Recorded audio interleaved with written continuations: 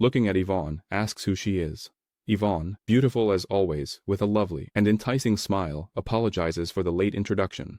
Yvonne says her name is Lee Yuni, captain of the main team of the Varong Guild. The protagonist, who is used to battle, senses that Yvonne is using a detection skill on him. And the protagonist, at that moment, feels that Yvonne is very strong. The protagonist is straightforward and asks if Yvonne wants something from him. And Yvonne calls the protagonist a rat, saying that Kong had no fear and was going to enter a dungeon of her guild without authorization. And Kong gets very irritated for being called a rat. And he asks Yvonne if she gathered all the people to catch the rat. And provoking Yvonne, Kong says that the Varong Guild has nothing better to do. And he adds, saying that the dungeon he invaded was terrible. He barely finished saying it. And a hand grabs Kong by the face, with great force, and we see a very strong red-haired guy, throwing Kong with all his might against the ground. The hothead tells Kong not to go around saying whatever he wants. He continues by saying that an idiot like Kong can't badmouth his guild like that. Kong gets very angry and calls that guy a scoundrel. And with great force, he removes the hothead's hand from him. Kong stands up and starts to pressure the hothead. And Yvonne, watching the scene, decides to do something, and since the cat is very powerful, she gives a light kick to the protagonist, and Kong goes flying like a ragdoll. That one, he felt. He falls, feeling pain against the asphalt. The redhead decides to show her superiority and prepares an even stronger blow against Kong, and putting a bit more force, Yvonne presses the protagonist's face against the ground. Kong didn't even have time to react because Yvonne is very fast, and Yvonne, standing imposingly over him, says, "Hey, Kong and Rujin, I'll give you some advice. You don't seem like a normal rank F, but you'd better not make yourself known with that insignificant ability of yours, especially if it involves the Varong Guild." And the redhead, after deceiving the protagonist, gives him an ultimatum, saying if he wants to live a long time, he should heed her advice. And Kong lies trembling before the redhead's power. And the redhead, stunning, walks away, leaving Kong humiliated. And there he is, our protagonist, his face bruised. And he is amazed, as he hasn't been trampled like that in ages. And so, the protagonist has two entries in his death note, Yvonne, and the Varong Guild. The scene shifts to Jaminho, who is very impressed to hear that Kong was crushed by Yvonne from the Varong Guild, and Kong asks Jaminho if that person is known, and if Jaminho knows anything about her. And Jaminho responds, saying that, how could he not know, she is one of the 10 rank A awakened in the country. That in the country, as well as in the world, the highest rank is rank A. And that the Varong Guild, along with the KH Guild and Hammer, are the 3 guilds that represent the country. And Jaminho continues his explanation, saying that these 3 guilds are very influential in the country, especially in the economy and politics. The Varong Guild is number 1, both in politics and in the economy. Jaminho becomes curious and asks Khan what he did to attract the attention of the Varong Guild. In the first dungeon he did, Khan, who was already in a bad mood, calls Jaminho a bastard and talks to him. What do you mean by what I did? Kong asserts that when he regains his strength, he will be able to take down the entire Varong Guild platoon. Jaminho starts laughing, saying that the protagonist's self-confidence is very high, and the protagonist, who is quite a teaser, calls Jaminho a cuckold. The protagonist knows he is at a disadvantage, even if he levels up, if the fight happens outside the dungeon, because he won't be able to use his full power. That's because he needs a corpse to use his Necromancer power. The protagonist changes the subject and gives Jaminho a gift. Jaminho, calling the protagonist his older brother, is surprised to receive gifts from him, and Kong tells him to stop pretending to be surprised and pulls out a bundle of 5,000 notes and hands it to Jaminho, and says it's for what he borrowed earlier. Jaminho is very surprised and says that's too much and insists that the protagonist only needs to return what he borrowed, and tells Kong that he doesn't need this, since Kong helped him a lot with those guys. And Kong, calling him a rascal, says it's no problem, that he should just take the money. Jaminho, taking the money, becomes very emotional and calls Kong his older brother, and Kong says this is for the money he borrowed and for the accommodations. Jaminho gets all sweaty upon understanding the protagonist's message, because this means that Kong intends to continue staying at his house. Jaminho asks Kong if he didn't find his mother. Kong confirms that he did, but his mother's house is very small. So, Kong says he will rely on Jaminho until he buys a house for himself.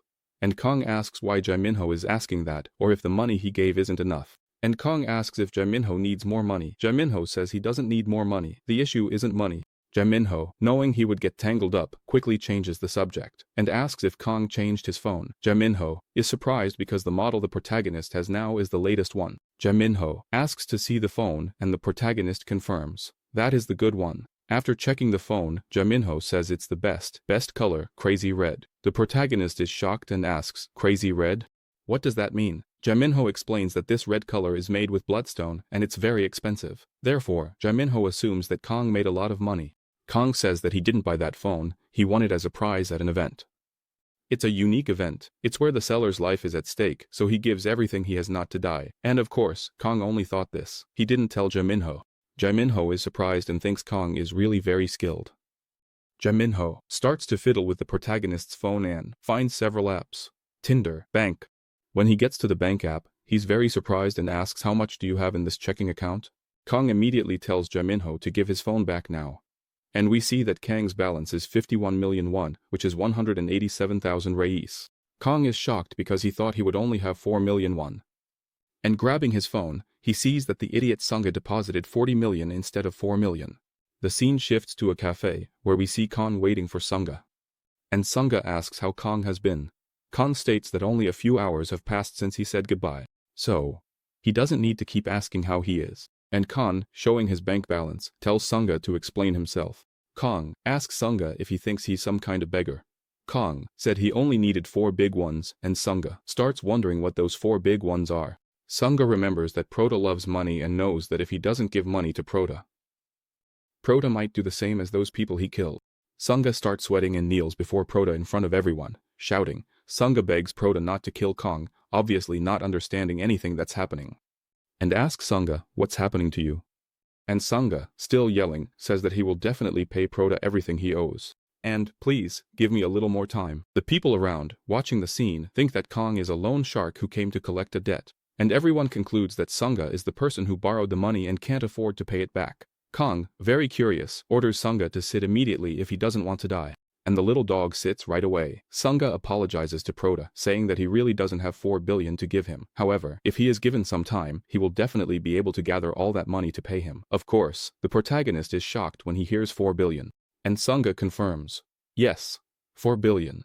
And the protagonist starts to think that there was definitely a misunderstanding because he only wanted 4 million and Kong already sent him 40 million. And now he plans to pay him 4 billion. So, the protagonist has an excellent idea and decides to take advantage of the misunderstanding that just happened. And the sly protagonist asks Kong how long he will have to wait to receive his money. This protagonist tricks, but there's no need to be mad at him. Let's continue the story. The scene shifts to tomorrow, the next day, and we see Kong walking, relaxed in a park. Kong is surprised to realize that Sunga is waiting for him, as promised. And the protagonist, looking at Sunga, says that he is in a very good mood on his first day as a slave. And Sunga, smiling, says that being a slave has its benefits. Kong looks at Sunga with a smile, thinking he must be crazy. Then we are shown what they talked about the previous afternoon, where the protagonist talks to Sunga since now he can't pay the 400 million. What does he intend to do? And Sunga said he intends to pay by working for the protagonist, forming a group with him. Kong finds this very strange, since Sunga will just stay on the side, comfortably watching him kill the creatures. And Sunga responds by saying of course not, that he will also serve as the protagonist's manager for a certain period of time. The hero is confused, asks what he means. Sunga said, it will be like this, he will do everything for the hero, make the dungeon reservations, sell the blood stones, even be his Uber. In short, will he be someone like from the guild support division? Then the protagonist mischievously says, so you're going to be a slave. And Sunga gives the protagonist a forced smile. Kong concludes that Sunga is trying to pay him with his body since he has no money. Internally, Sunga is feeling like crap. However, externally, he smiles and says yes, he will serve him with his body. When I saw this scene, I thought the protagonist was a real SOB.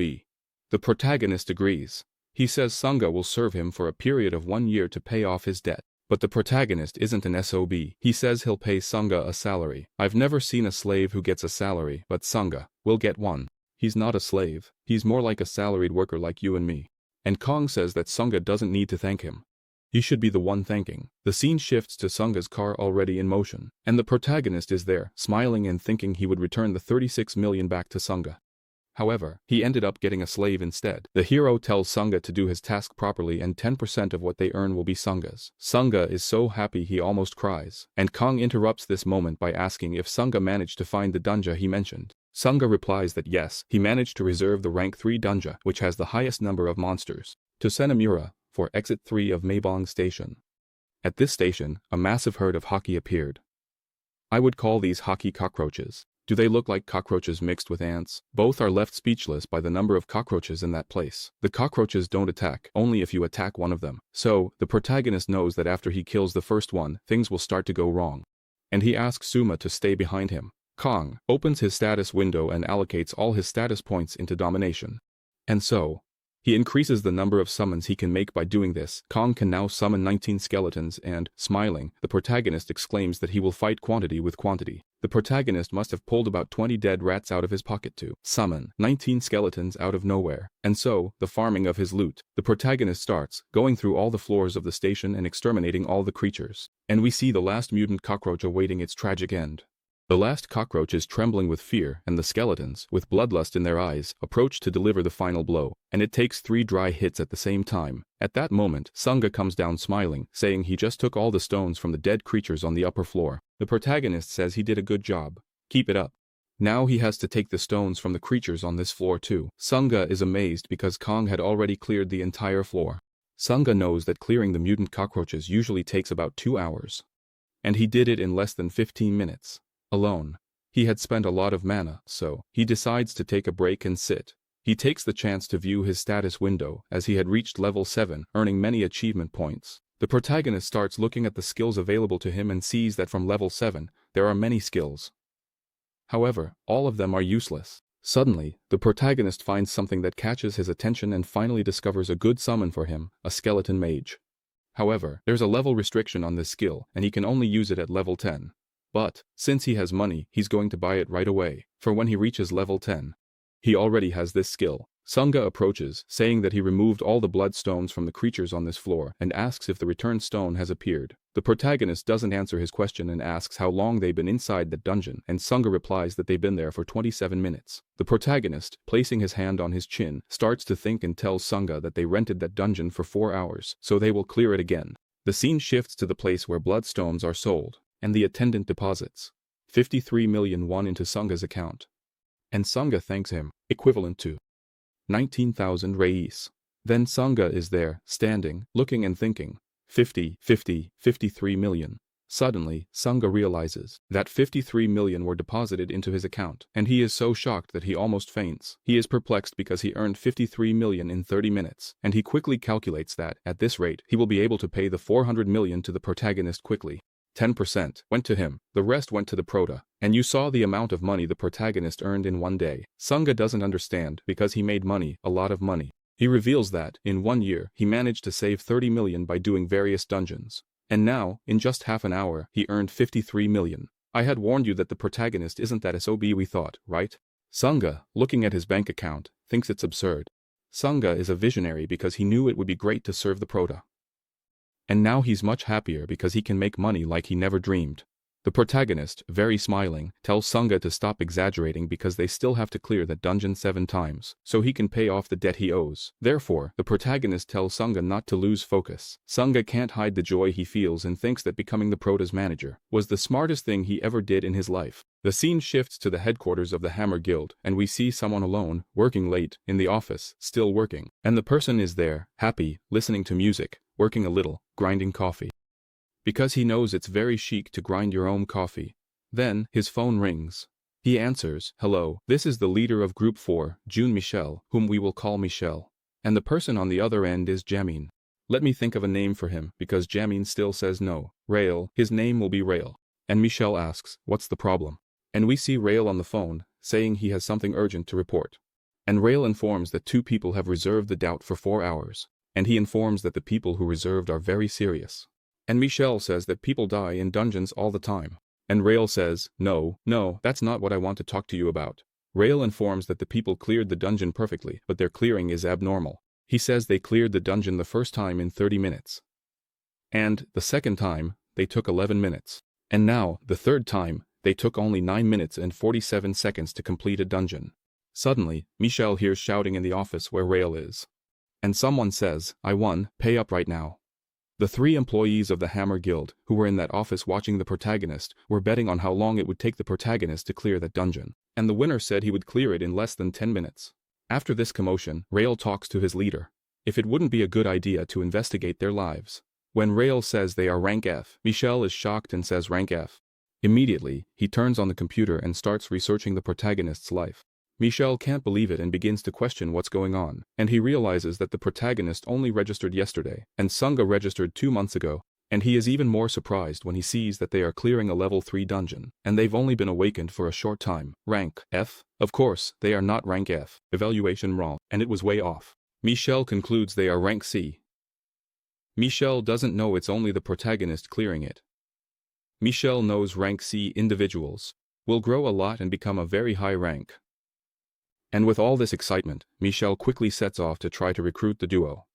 And again, the scene shifts to the headquarters of the Varong Guild, and we have an image of the protagonist coming out of yet another dungeon clearing. The person observing states that that is the person who invaded their guild. And they ask who the person next to the protagonist in the footage is. The employee says it's Sunga, 21 years old. However, Sunga is just an F-rank mage who uses fireballs and doesn't know how to sing a little song to deal more damage. Then, the person sitting says that, for sure, Kong is the main force of this group, and they observe Kong, an F-rank necromancer who can clear a rank 3 dungeon with incredible speed. The person sitting asks Yvonne what she thought of the protagonist. And Yvonne states that she thought he wasn't a normal F-rank, but not to this level. And Yvonne adds, saying that for sure, Kong is rank C. In this scene, Yvonne looked really stunning, right? The thinker, who is in the room, concludes that 2 things might have happened. The first is that Kong has been deliberately hiding his rank during the evaluation. And the second is that he might be evolving at an incredible speed, and Yvonne asks if he has ever seen such a significant evolution in his life. Even if he is an F-rank awakener, he basically went up 2 or 3 ranks in one night, and the person says that there was a similar case in the past. There was an awakener who evolved from rank F to rank A in a very absurd way, too. And he says that it's Yvonne with this person, as he is the #1 awakener in Korea. And the name of this person is Kim Kong-soo. And Yvonne, smiling, says it's amazing, but he cannot be compared to Kim Kong-chul. And the person who is very intelligent says who knows, it doesn't hurt to take a look, it won't hurt at all. Finally, we are shown the person's face. He orders to track the Prota, as he will personally go to convince Kong. And finally, we are shown his name, Master Lee Sunga, owner of the Varong Guild, whom we will call Sunga. The scene shifts to the Prota, breaking the 4th wall, and asking us who are watching the video if we are tired. We are not, but Sunga is quite tired and drinking a lot of water. And the Prota asks Sunga, how much time is left? Sunga says about 12 minutes still. Kong is thinking that there are 4 million won from Lu, but I think they made a mistake with this image, because it should be 4 billion won, not 4 million. Because Sunga, who is Sunga if you look at the notebook there, on the side, he has 373 million won. And the Prota has 9 times that amount. So, Kong thinks it's already enough for him to buy a house for Soa and his mother. The Prota stands up and calls Sunga. The Prota informs Sunga that, from now on, all the bloodstones he digs up will be his. And the Prota also informs that he will still mark the bloodstones to be more effective in digging them up. Sunga is confused and the Prota explains in more detail. Kong says that from now on, all the bloodstones will belong to Sunga. Everything he digs up is for him. The Prota takes a deep breath and says, shall we pick up the pace? And he takes off at full speed, as he intends to break the record and clear that mine. Sunga can't believe it and calls for his older brother. If you look closely, the Prota still has that famous crowbar he found in that first dungeon, and he speeds through, slicing countless cockroaches. Then, Sunga decides to give us a lesson on how to extract bloodstones. First, stab the cockroach accurately in the back of the neck. Then, with both hands, separate the head from the body. After that, just extract the bloodstone. And that's it. Sunga is completely worn out and thinks, even though money is important, he believes there's a chance he might die if he continues like that. Digging, digging, digging, until his strength is completely gone. He still thinks that he's never heard of anyone dying from digging for bloodstones. There are still many cockroaches on the ground, but Sunga asks for a break. He asks Kong if they can rest for a bit. Kong says yes and opens his status window. Suddenly, a curious cockroach appears on the protagonist's back. The protagonist is there, looking at his status window, and that curious cockroach remains on his back, like that nosy neighbor. Kong was already fed up with the nosy neighbor and decides to slice the little bug. After killing this last cockroach, a system notification appears saying that Kong is at level 10. Now he can choose which class he wants to be. Kong looks and is unsure, finding it very strange because the Necromancer class doesn't appear for him to choose. And when he went to Alf, there was also a class choice when reaching level 10. The protagonist takes a while to choose which class he wants to be. Suddenly, several notification windows appear for the protagonist.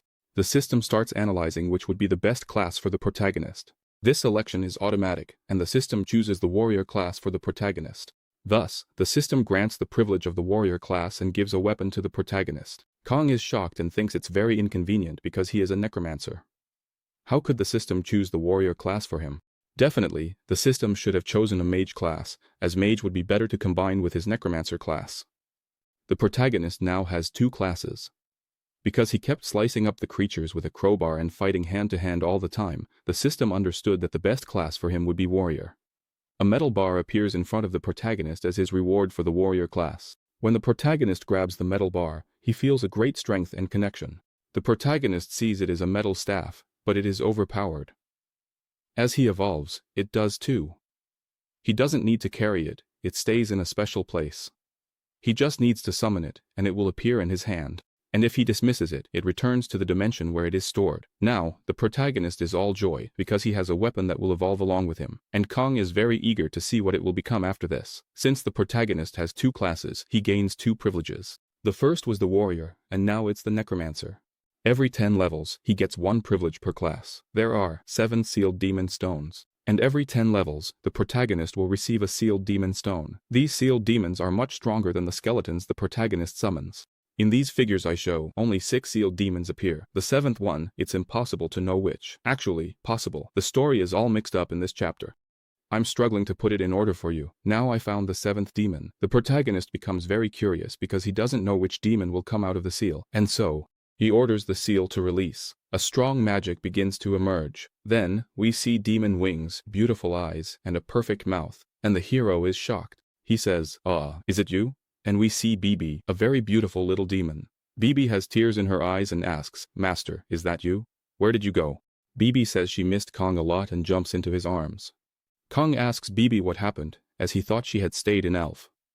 Bibi explains that after the master disappeared, all the summons were trapped inside the seal room. And Kong becomes very thoughtful, as he thinks his summons came to this dimension along with him. Bibi was still hanging around her master's neck when suddenly she smells something very strange. And the smell is getting stronger and stronger. Since Bibi is a little demon, her senses are very sharp, and she recognizes the smell and says, What is this smell, master? Are you feeling it? Kong said he wasn't smelling anything, and Bibi explains that she is sensing in these insects the smell of Tranet's offspring. The protagonist is shocked to hear the name Tranet, and it is explained to us that Tranet is a demon that came from an unknown dimension. And he managed to destroy 90% of the planet Elfin. And Kong, even though he didn't fight Tranet personally, he fought against countless offspring of Tranet that came to his territory, Ardap. His territory was like a country. Unfortunately, the protagonist concludes that Tranet also wants to invade Earth. In other words, Tranet has already begun his invasion of Earth.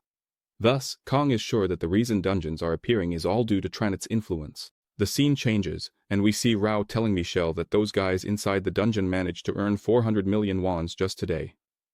And Rao, who is not awakened, said that if he were that strong, he would also raid a dungeon. Suddenly, Kong and Sunga exit the dungeon and are approached by Michelle, who thanks them for helping him get to the dungeon. Michelle asks if he can take a bit of their time. With a cheeky grin on his face, he says it will be quick. The protagonist ignores him and says he doesn't have time and walks straight past. Michelle stands from a distance, pleading, asking them to wait. The protagonist stops and asks what it is and talks to Michelle. Why? He asked if he could interrupt, since he was going to interrupt anyway. And Michelle, a good salesman, smiles, but inside he's thinking, crazy. Michelle tells the protagonist he said a lot of unnecessary things.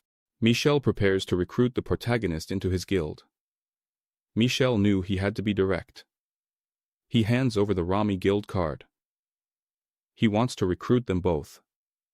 Kong simply says no, I'm not interested. Bye, turns his back and leaves. Michelle, in turn, becomes desperate and tells them to wait, as he doesn't know the Rami Guild. He doesn't know that it's one of the largest guilds in the world. The protagonist says he knows and is aware that the Hammer Guild is one of the top 3 guilds in Korea. Michelle is very happy that the protagonist already knows the Hammer Guild. And so, once again, he tries to hand the guild card to the protagonist. And he informs Kong that they treat talented people in his guild very well. And he also says that if they join the guild, they will provide the best means for them to level up faster. The protagonist looks straight at Michelle and says, Look here, I'm feeling good. Damn, now, can you leave me alone? The protagonist thought he had escaped hell by leaving that planet behind. But it seems that on Earth, there's another hell too. The scene shifts to a new day. And we see the protagonist's mother, very surprised, asking, "What is this?" And we see a salesman presenting the house and saying that they can take as much time as they want and look at everything in the house. Kong is buying a very beautiful house for his mother, and the little one is very happy because there's a garden in the front. Kang's mother asks how they are going to live in this house since he doesn't have the money to buy it. And he says, "Who said?" and shows his cell phone, with a very fat bank account. She is very surprised and asks where he got all that money. Kong, with a smile on his face, tells his mother that he is awakened. She is surprised and says, "Awakened? Did you earn this money in a dungeon? That's a mother for you." She didn't care about the money. The first thing she said is, "That's very dangerous. When did you start this?" Kang's mother says that his father died in a dungeon, so she can't let him enter a dungeon. That's it. And our Manhwa is over. Dead. It's over. Because his mother forbade it, it's forbidden. The protagonist stays there trying to convince his mother, saying that he's not that weak. He says that the dungeon creatures are like ants, crushed by him. The mother, Super Mom, says, "Even so, you can't." Fortunately, the sound appeared, "Mom, the house has a garden, so you'll have to keep your promise. Now I want a dog." So, the mother agrees and says it's all right. Hero. "Mom, don't worry, everything will be fine. I'm really strong. I'll make it up to you, Mom. All the work you've done from now on, just believe in me." And so, the hero's mother agrees. Is that okay? The scene changed. We see the protagonist summoning Bibi, commanding her to appear. Bibi tries hard to appear, but poof, she disappears. The protagonist orders again, "Bibi, come out now," and she tries to come out, with even more effort. And Bibi's spirit runs off somewhere, and the protagonist just watches. The protagonist doesn't understand what's happening, as Bibi's behavior is very strange. Suddenly, cute and fluffy paws are seen, and Kong, looking at that cute kitten, asks, "Is that you, Bibi?" The protagonist, looking at that kitten, asks Bibi why she turned into a cat. Bibi states that she can't appear in her original form. That's why she had to use the body of a small mammal. Kong keeps thinking and believes that she can only appear in her original form inside a dungeon, but he still doesn't know why. Kong asks if she is sensing the energy of Trident. Bibi speaks and says she isn't feeling anything at all. Bibi says the only thing she is sensing is a smell of peace, a very nice smell. Kong keeps thinking about how the demon likes the smell of peace and wonders if the power of Trident hasn't yet reached Earth's reality. The protagonist is there taking care of Bibi when suddenly a person appears behind him and asks if he takes care of stray cats. The protagonist quickly looks to see who is approaching him, and the person introduces themselves. "It's a pleasure to meet you. I am the leader of the Varong Guild. Red Blood. But you can call me Sangu." And Sangu asks the protagonist if they can talk for a bit. Everyone wants to talk to the protagonist. Sunga sits blankly, waiting for the conversation to end. Sunga can't understand the protagonist, and seems shifts to inside Sunga's car. He asks Kong why he refused the guild's offer. The protagonist says he refused as he doesn't want to. He simply doesn't want to. Kong said he hates taking orders from other people. That's why he refused the offer. And Sunga said that now it makes sense. Now he understands. Sunga said that neither the World Hammer Guild nor the Varong Guild mean anything to him. The protagonist is really awesome, since he refused the Hammer Guild's offer for such a reason. Sunga is very happy, because he already has more than 1 million in his account, and soon he will find the cute girl of his dreams. Is there any writing there? Cute that he is in Sunga. He earns 500,000 reis per week. Sunga makes his life plan. From now on, he will follow the protagonist wherever he goes. A salesman arrives to Mr. Swim Trunks, and shows a contract for Sunga to sign. And he says, "Of course, I want to buy now. I have the money to pay in cash." It moves to between the protagonist and Varong. Sam says sorry to the protagonist for what happened yesterday. He says he heard there was a conflict between him and Yvonne, and the protagonist says Yvonne, of course, he forgot about the truck that ran him over. Yvonne's delight ran him over with full force, and stomped on his face with full force, and I propose to her a strong woman like that will be my wife. Sam says that Yvonne is his younger sister, and she has a somewhat strong temperament. She's a bit fiery. He says that Yvonne cares a lot about the guild. And, since he entered his doubt without warning, she went a bit overboard with him. Sam wants to make up with the protagonist. The protagonist, still feeling the heat, says it's unnecessary. Being straightforward, he gets to the point. He asks what the real reason for this meeting is. He smiles awkwardly and says he understands what he wants. Sam says they've been watching him for a day and that he's raiding at an incredible speed. And this caught the attention of his guild. And based on the speed he raided today, he's definitely at least a rank C. So, Sam is sure that the protagonist will become a high rank soon, and the protagonist quickly understood, because after the Hammer Guild, now comes the Varong Guild trying to recruit him. And so the protagonist says, "So you're trying to recruit me?" And Sam says that's right, please join the Varong Guild. And he promises that Khan will have the best treatment for his level, that he will have the best positions and will receive appropriate treatment for his abilities. The protagonist, hearing that, says, "The best treatment for my abilities?" Then, the protagonist, who doesn't like taking orders from anyone, asks, "So, if I beat you in a duel, will you give me your leadership position?" And Sam starts to laugh and says that the protagonist is very confident. As the rumors say, Sam says that it won't work because he doesn't lead the guild based on strength, since he is just an awakened. Rank B. If it were based on strength, it would definitely be his sister, because she is an awakened ranked. Therefore, even if you beat me, I couldn't pass my leadership to you. The protagonist stands up and begins to leave the place, saying that, in any case, he is not interested in belonging to a guild. Sam asks a very intriguing question to the protagonist. He asks if he happens to know the reasons why the dungeons are appearing. Sam says that it's been 5 years since the dungeons appeared, and in those 5 years, no one on Earth has discovered anything. However, something is happening with the dungeon. Every day, stronger dungeons are emerging, and the monsters are getting stronger. However, humanity is obsessed with bloodstones and only thinks about doing business with the bloodstones, instead of keeping an eye on the dungeons. And Sam concludes by saying that if this continues, surely, not only Korea but the entire world could be annihilated by the dungeons. And he says that he is gathering awakened ones to prevent this from happening. And Sam says that my destiny is to protect the world against the dungeons. And he asks for the 3rd time, please, for the proto to help him. With that, the scene shifts to the Hammer Guild and we see someone working on a computer. We find out that it's Raoul who is observing something. He realizes that the day has become tense, that where he and Michelle are is very tense, because they couldn't recruit the proto. Sam is doing his homework, snooping into the proto's life and is very astonished by what he saw. And he tells Michelle that they just made a reservation for Station 6. Michelle is very pissed off, says he wants nothing to do with that damn brute and asks why Raoul is talking about him so early. Michelle says, so what if he's strong? Is he just a ranker? And Raoul speaks. Boss, this was a 4-star dungeon. Michelle almost chokes on his coffee and immediately comes flying over. Where Hal is? And asks, are they going with just 2 people into a 4-star dungeon? And Hal says, yes, that's right, just with 2 people. And Michelle says those guys are really crazy. Michelle keeps looking and thinks, don't they know that rank F can't enter a rank 4 dungeon? They can only enter these dungeons with minors or support staff. Since they don't know any basics, they certainly aren't people hiding their rank. Yes, they are novices. Looking at the photo of the duo, Michelle wonders what kind of abilities they have. To risk a 4-star dungeon, Michelle starts thinking of a strategy and talks to Sunga. We have a 4-star dungeon in that region, don't we? Sunga confirms that yes, but it's just nearby. Michelle orders Sunga to clear the schedule for that dungeon. He wants it free all day. Hal, confused, asks Michelle, didn't you say we were going to give up on those 2? Michelle, with a smirk on his face, says of course not, we're going all out against them. Learn from me, rookie. If you want to catch a big fish, you have to use a very big bait. The scene shifts to a very beautiful BMW. It's the car that our friend Sunga bought.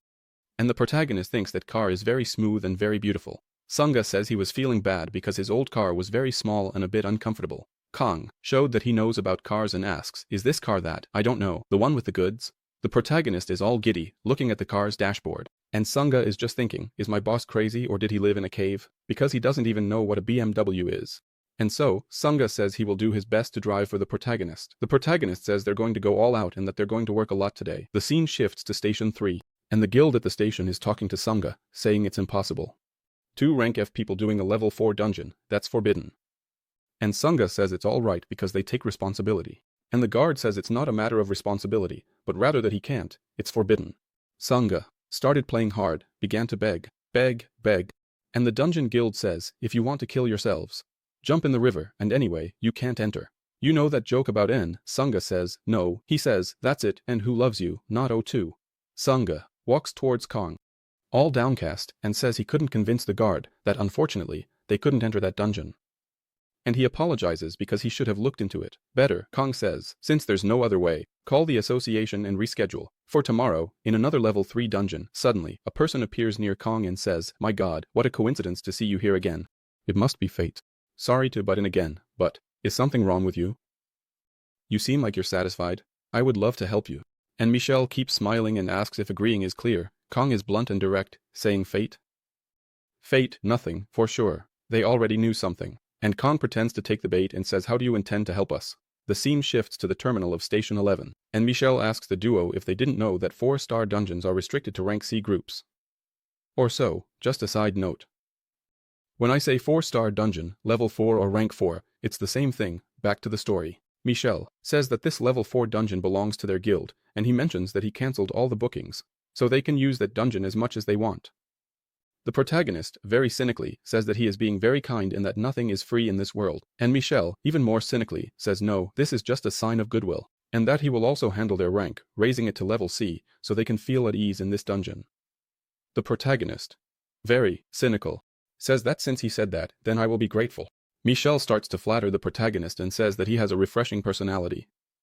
Michelle tells them to wait a little before entering, as he has prepared some gifts for them. He goes to the car, and in the trunk are all the gifts he intends to give them. Michelle starts thinking out loud and says that, of course, there's no such thing as a free lunch. He intends to leave Kong with a huge debt of gratitude. He knows that even though Kong is an awakened ranker, he is still a 24-year-old boy. Michelle doesn't know that the protagonist has already lived 44 years. Raoul, smiling, says that the protagonist looks different from yesterday. Kong asks how. Raoul says he was very scared when talking to him yesterday, and the protagonist says that yesterday he was in a bad mood, but today he is better, and he remembers why he was in a bad mood, because BB told him that Trident is also trying to invade Earth. 2. Raoul asks the protagonist, since you're in a good mood, how about we go out for a drink? And Kong thinks it's a great idea. Raoul shows that he is full of mischief, wanting the protagonist to sign that contract with the guild no matter what. He plans to get the protagonist drunk and then make him sign a very disadvantageous contract for him. Sunga, from a distance, was watching that conversation where Hal is setting up a place for them to meet with the protagonist so they can go out for drinks afterward. Sunga knows these guys are wasting their time because he knows, no matter how much they kiss up to the protagonist, he doesn't want anyone bossing him around, and that's why he definitely won't join any guild.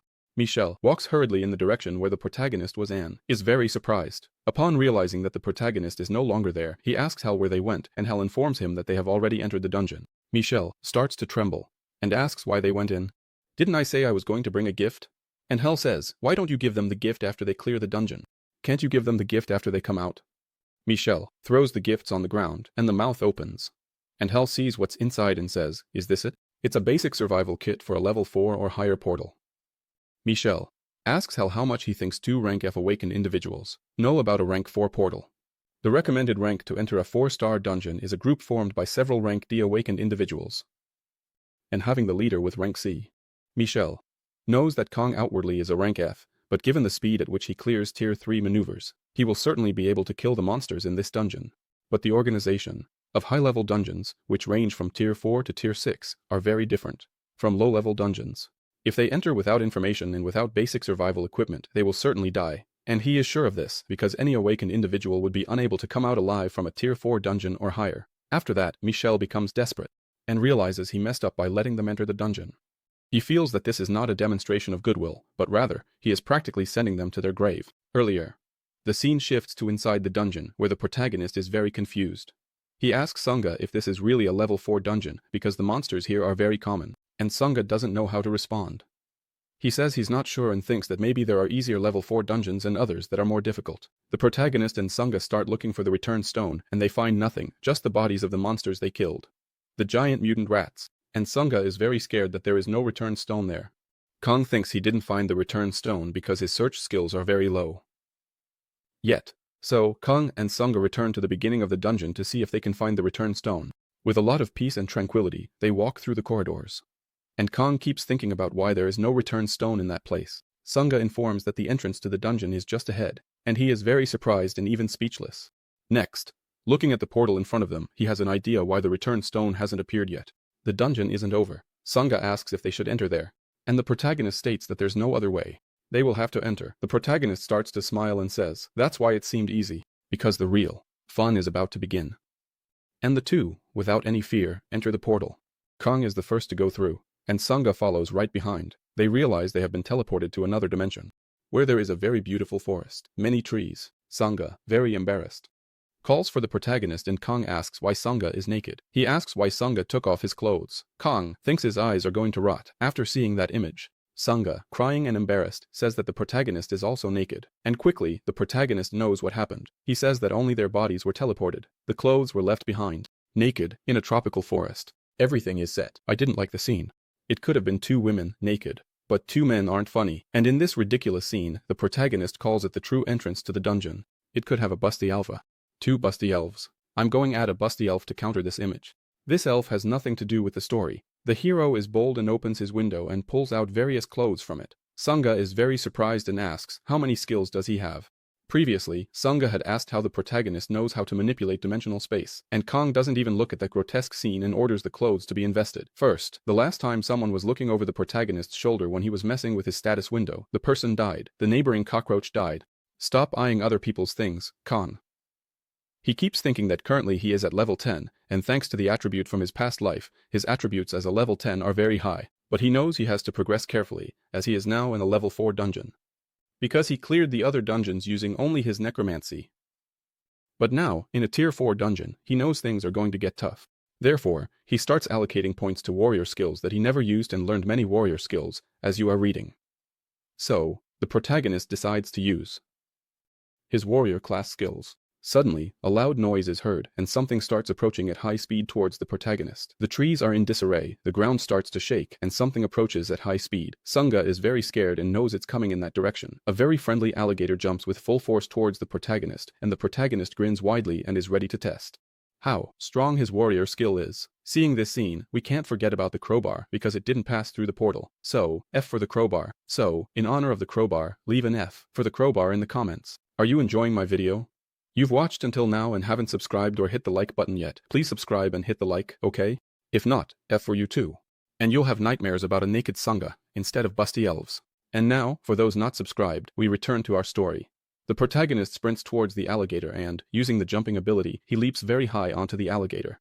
The protagonist starts to feel a significant difference using the warrior senses, and thus, he will compare his warrior strength with a level 31 monster. And he prepares a strike with all his strength, using his stolen metal staff. The scene shifts to Station 11, where Michel and Raoul realize that the barrier still hasn't disappeared, even after half an hour has passed.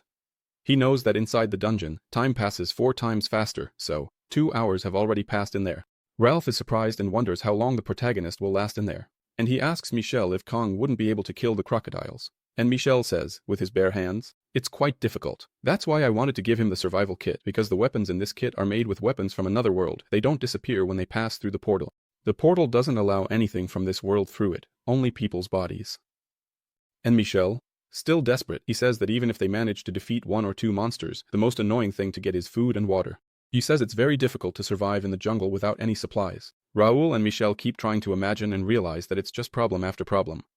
Meanwhile, inside the dungeon, the protagonist is having a crocodile barbecue, because he gets food by killing the creatures, and he has a huge inventory, full of many things. So, boiling water, filtering water, containers, the protagonist has all of that in his dimensional space. And Suga, who had never eaten crocodile meat, finds it delicious. The protagonist is smarter. He's already eaten it and offers a beer to Suga, and says that beer with crocodile meat is very tasty. Anyone who has had beer with crocodile meat, let us know if it's tasty or not. I think it is, because alligator meat is really tasty. Sunga is already drunk and says it's great. Contrary to what Michel and Raoul think, the protagonist is having a lot of fun in that dungeon. Raoul states that a lot of time has already passed. So, he thinks they could survive in there. Michel, who is known for talking nonsense, only opens his mouth to speak nonsense, says it will be very difficult for them to move around in the swamps. And Hal is surprised and asks, are there swamps? Michel says yes, that in this place it's hard to walk. And, occasionally, the worst creatures appear to fight them. Michel informs that while they are stuck, monkeys will appear. Monkeys, crocs, and anacondas. So, the duo will have to fight monkeys in the trees and anacondas underwater. Then, according to Michel, they don't stand a chance. And Hal exclaims, wow, do the monkeys attack from the trees? Of the two, the only long-distance attacker is Sunga, because he has the fireball. And we see the scene of many monkeys in the trees, ready to attack the duo. And in this scene, we see Boca Santa saying that Sunga's fireballs won't be enough because he doesn't know the little song. Those of you who are curious about the little song haven't seen my latest videos. The little song goes like this. Fireball that kills everyone, pow, boom, bye. As I, the wise man, say, the effect of your fireball increases by 10,000%. Michel, after talking about the monkeys, says this is going to be very tough, it will be almost impossible for them to get through. And we see dozens of fireballs going at the same time towards the monkeys. And then it's monkey roasted, monkey toasted, monkey fried, monkey baked, monkey boiled. The protagonist is there walking. Burn them all. And it's not the guy in the Speedo who's burning. The guy in the Speedo is there, shocked. Have you always had these powers? How have I never seen them before? And we are shown the protagonist, in front of his skeleton mages. You remember he was at level 6 and bought the mages which he can only use at level 10, right? The holy mouth isn't jinxing anything now. He's eating instant noodles and didn't offer anyone. And Hal remembers that 4 hours have already passed. So, inside the dungeon, 16 hours have already passed. And Hal asks the holy mouth if he doesn't think the protagonist will be able to complete the dungeon. And the holy mouth says that, in high-rank dungeons, the monsters aren't the biggest problem. Holy mouth, in this place, the plants, the insects, the animals, anything can kill you. The holy mouth asks Hal how much he thinks that the duo knows about the wildlife of that place, and Hal despairs upon learning that there are many poisonous things in that world. So, if they eat them, it's game over for them. Our friend Sunga, who has already been saved 3 times, finds a very delicious fruit and thinks about eating it, and takes a very big bite of the fruit, and asks the protagonist why this fruit is so sweet. And Kong gives him a warning. If you eat this fruit without cooking it, you will die. And immediately, Sunga spits out what he had chewed, and Sunga asks Kong why he didn't warn him earlier. Kong doesn't respond and smiles. Sunga thinks something's wrong. He asks the protagonist why he knows so much about this world. And Kong, in his thoughts, says that of course he knows, because he lived 20 years in this world. This dungeon is exactly like the planet Alf, where he lived for 20 years. Night falls. At the station where Michelle and Hal are. And Hal asks Michelle why he is putting so much faith in Kong, since this Kong doesn't seem to have any interest in the guild. And Boquinia Santa says that in the last 5 years, he has never been wrong. He never makes a mistake when he sees talent. And Hal, very smiling, says he knows many stories about him because he found many talents. For the guild and the famous Park Hun, who is rank A, he was the one who found him too. So, Boquinia Santa says that when he saw Kong, he was sure that he would be the best guy in the guild, even stronger than the rank A that the guild has. So, Boquinia Santa says that even if the protagonist doesn't join the guild, the important thing is that he comes back alive, because he will be a very strong guy in the future, and he knows that the world in Korea will need him. Raoul gets very excited and calls Michelle for the 2 of them to pray together. Boquinia Santa says it's going to be very difficult for them to come back alive. Hal changes his expression at once and asks why. Boquinia Santa explains who is guarding that return stone. It's a very strong and very powerful being. And Hal starts thinking. That's why he suggested the 2 of them pray for their safe return. And only now does Hal realize that Michelle is Boquinia Santa. After that, we see the protagonist and Sunga walking towards the return stone. Sunga is surprised because there's no one near the return stone, and it's right there, in front of him. And Sunga, who has had his life saved by the protagonist several times, walks calmly towards the return stone. And Kong immediately pulls him back before he falls into a trap. The ground where he was standing suddenly collapses. And a very deadly trap appears. Sunga is lucky that the protagonist isn't charging him for all the times he saved his life, as this is now the 5th time. Sunga remains inattentive and, staring at the protagonist, he thanks him for saving his life. Kong doesn't even look at Sunga and continues, staring in the direction of the crystal. And the clueless Sunga asks why he's looking in that direction. Sunga gets a huge fright when he sees what's in that direction and asks the protagonist, who are those guys? Orcs. Several ORCS were waiting for the 2 of them. The protagonist says that this is unexpected. He wonders if those aren't ORCS from Ulf, the book of ORCS. It's no joke. In the society of Ulf, there were many races, humans, elves, dwarves, beastmen, and other types, such as ORCS. But what interests the protagonist is what the ORCS from Ulf are doing in a dungeon. How can the protagonist speak their language? He asks what they are doing there. Everyone is astonished, Sunga is astonished, and the orcs are also astonished, and one wonders how that human knows our language. Then, their leader asks who he is and how the human from Earth knows their language. Kong says that it doesn't matter. The most important thing is what they are doing there, and the orc leader says that they lost their home. Kong asks the leader if Trident conquered their land, and the orc leader says that's exactly what happened. The orc leader informs that after a part of the balance of power disappeared, Trident became the master of everything. On that planet, the part of the balance that disappeared is Prota, because his country was the most powerful. The ORC says they are there because of the contract they made with Trident. And Kong asks what contract. Raising his war axe, the ORC says that in this contract, Trident promises to make Earth the new home of the orcs. This even seems like a scene from a movie I've seen. Then, the leader of the ORCS says he will make Earth their new home. Kong, smiling, says that Earth never belonged to Trident. So, their contract is useless. Prota, threatening the orcs, asks how they dare to invade Earth. They will die because of this. And so, the great ORC gives an order for all his ORC warriors to massacre the 2. And immediately, all the ORCS jump on Prota. Prota faces them with a lot of determination. Sunga, at this moment, surely lived up to his nickname and already crapped a solid pound. The scene shifts to station number 11, and Raoul and Boca Santa are talking. Raoul says that the situation seems bad, as 6 hours and 20 minutes have already passed. Boca Santa says that practically a day has passed inside the dungeon. Suddenly, the protective barrier changes color, meaning they cleared a 4-star dungeon. Even better. With only 2 people. Raoul is astonished to see that the countdown has disappeared, because they really managed to clear this dungeon. Boquinha Santa is hoping that they come out of there in one piece. And, looking into the depths of the dungeon, no one appears. He waits for a while and nothing, and time is passing. Raoul believes that this dungeon was too much for the two of them. Boquinha Santa said, "Let's go." Raoul, I think they died. But suddenly he hears a voice. Sanga was complaining. He was saying that they should use a cart to carry all the things they were bringing. Prota and Sanga had taken all of Zor's weapons. And only now does Boquinha Santa congratulate them for returning from a 4-star dungeon. Kong asks why Boquinha Santa is so happy. Kong states that they didn't need a survival kit, however, the hunt was very good. Kong looked at the prices of the things they brought. He sees that crocodile leather is very expensive, so Kong tells Sanga. Next time they return, he will have to skin all the crocodiles.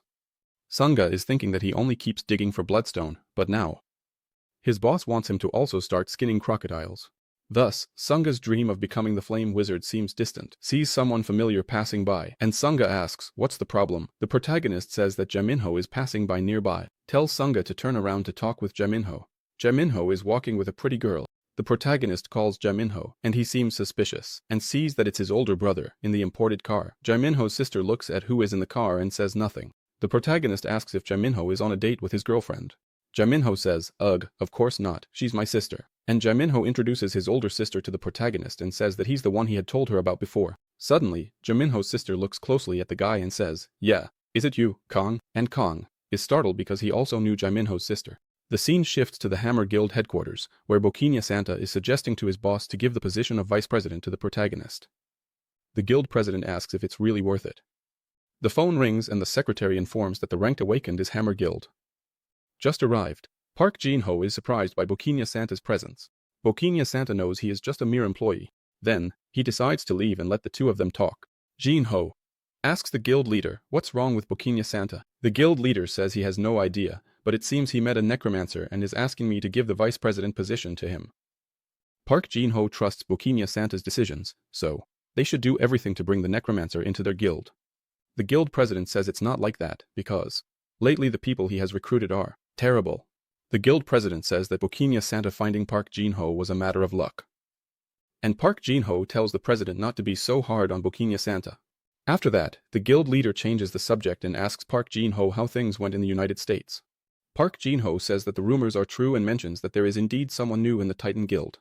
Since the rumors are true, then certainly someone who came out of a dungeon is now in the Titan Guild. There is a woman being observed on the monitor, and two people are talking about her, asking how she is doing. The woman tells the blonde that nothing has changed. She continues speaking in a strange language that they don't know. She keeps repeating unknown words all the time. The same word, it seems like she suffered some trauma.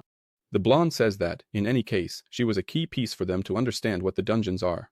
Then, speaking to his assistant, he tells her to heal her by any means, because they need to find out what she knows. Because it's been 5 years since the dungeons appeared and the whole world still knows nothing about them. Yet, the blonde is the leader of the Titan's Guide, Awaken Rank. His name is Jean Kong, but we will call him Destiny. The elf is speaking a language that no one knows and keeps repeating it all the time. Looking at the horizon, we saw that the translation of what she is saying is the name Kong Rujin, which is his own name. If you liked it and want part 3, just ask for part 3 in the comments. The name of the MOA is also there in the comments. Don't forget to subscribe to the channel.